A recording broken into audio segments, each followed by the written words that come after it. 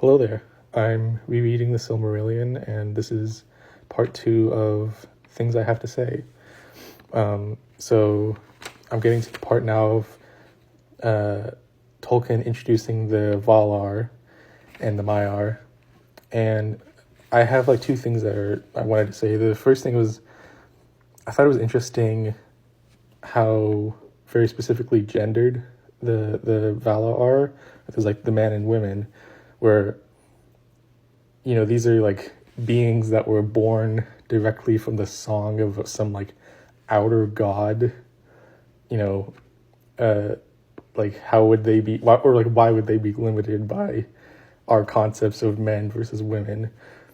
At the same time, I know like out of universe, like Tolkien was inspired by different mythologies and religions, so it makes sense for Manwë to be a man, and same with like Ulmo and Aule, who fit those stereotypes.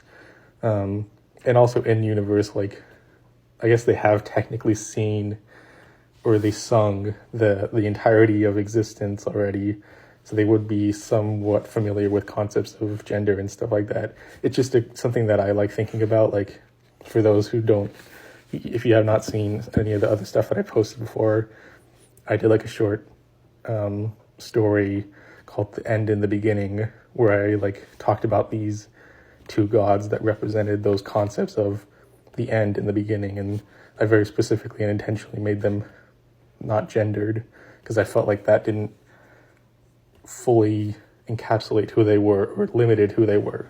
Anyway, the other thing I'm curious about is I wonder what everyone thinks is the coolest Valar, and I know that's a very childish question, whatever, but I can't help myself.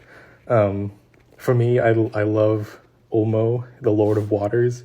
He seems like such an interesting character, and we don't get a lot of him, but there's like hints of really interesting things, of like stuff that happens later in the book that I won't spoil.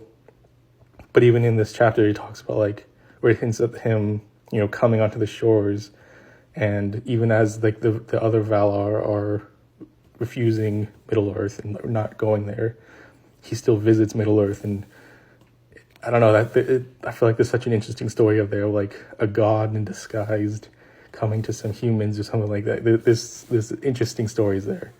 So I'm curious what other people think, and who's your favorite, I guess.